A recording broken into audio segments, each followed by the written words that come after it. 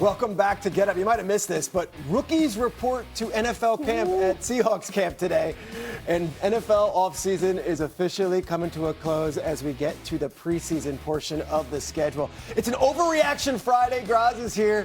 Graz, is it an overreaction to say that Kyler Murray will resurrect his career and take the Vikings to the playoffs in his first season in Minnesota? It's an overreaction. Now, the key thing to understand about the overreaction is that doesn't mean it can't happen, but to assume it's going to happen, I think is still an overreaction. Kyler Murray is a player that they believe the Vikings can give them more than what they got at the quarterback position last year.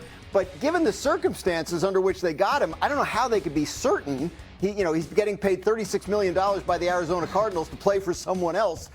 So he has to show something in training camp. J.J. McCarthy can still show something in training camp. I think there's a lot to still sort out with that situation. Harry Douglas, do you agree with Graz? A little bit of an overreaction there. I beg to differ. I do like the Minnesota Vikings to potentially make the playoffs this season. You look at a season ago, they went 9-7 with incompetent quarterback play. You look at the pass catchers around him. I think this is one of the better receiver groups in the league with Justin Jefferson, Jordan Addison, and then Jawan Jennings they added in free agency. Oh, by the way, T.J. Hawkinson is a hell of a player at the tight end position.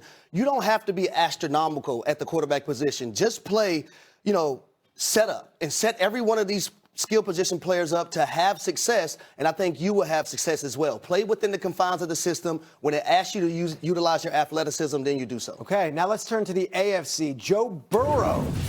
All right, here it is. Joe Burrow is going to have the best season he's ever had this year. Graz, overreaction?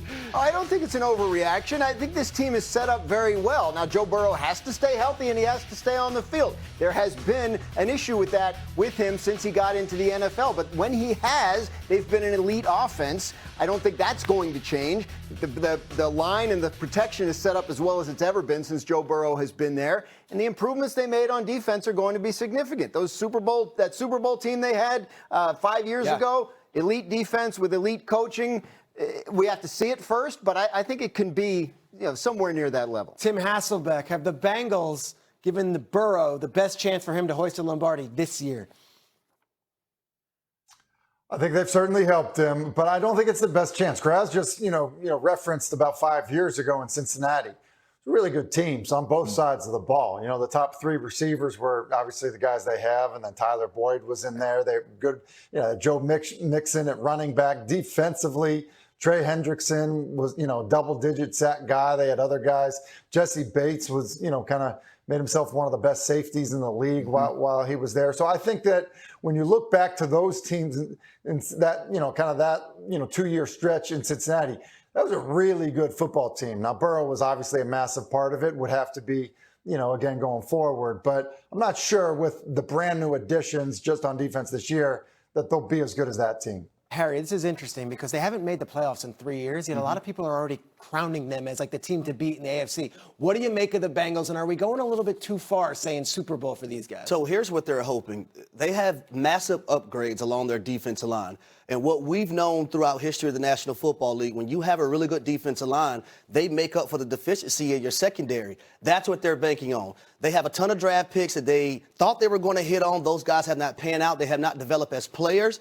But they brought in some guys along that defensive line. Dexter Lawrence, he's a pretty good damn player. Bouye Mafe, who won a Super Bowl last year with the Seattle Seahawks. So they are going to be better. It's all about, in my opinion, can Joe Burrow stay healthy for 17 games and lead them to a playoff berth? Bengals return 11 starters on offense. And their head coach, which no one else in the division does. Absolutely. We have 3 different new head coaches in the AFC North. Finally, is it an overreaction to say that A.J. Brown makes the Patriots the best team in the AFC? Graz, we go to you. It's an overreaction, which is weird to say because they were the best team in the AFC last year. They went to the Super Bowl. But I think I look at Denver, right? I look at, potentially someone like Cincinnati. Buffalo could have something to say about this division. Obviously, they're not going anywhere.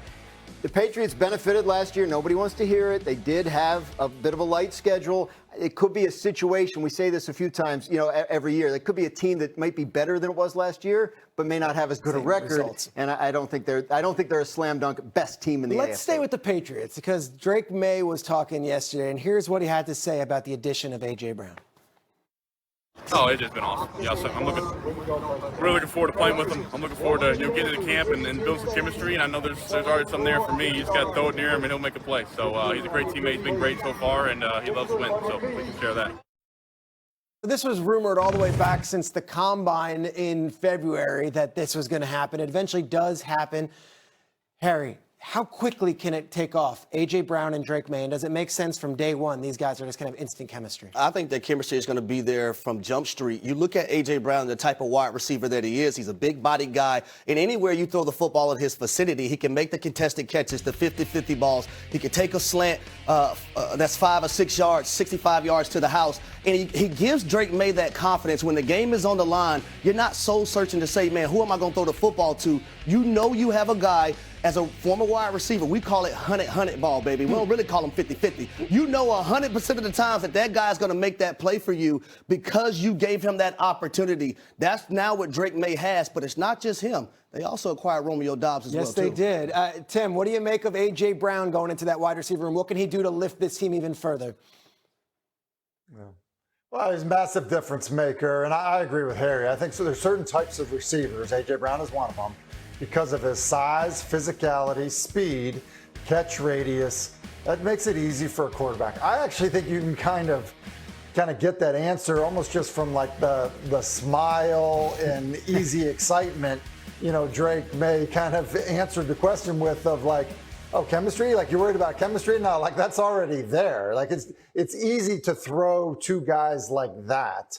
You know, it's harder, you know, with different types of receivers, speed guys, smaller guys that aren't as strong at the, you know, kind of moment of truth when the ball arrives, don't have the catch radius. That's different. So that's why I think that, listen, there's going to be a massive impact. It's going to help Drake May a ton. Graz, I ask you because in year 2, Drake May was number 2 in the MVP voting and took his team to the Super Bowl. You look at that on paper, you say, well, this got... And yet, I don't know if he gets the same respect as some of these other young quarterbacks. What is success, and what do you think happens in year 3 for Drake May? So I think that when you look at ways the offense, which was excellent last year, can improve, one of the areas that the head coach, Mike Vrabel, has specifically cited is the red zone.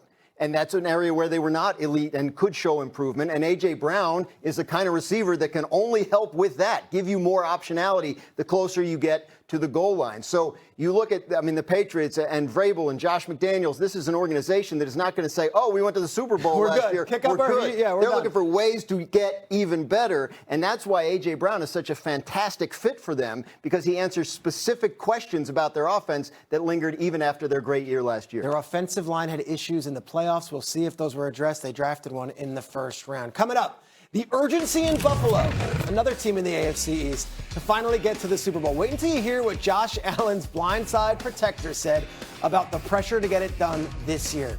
Plus,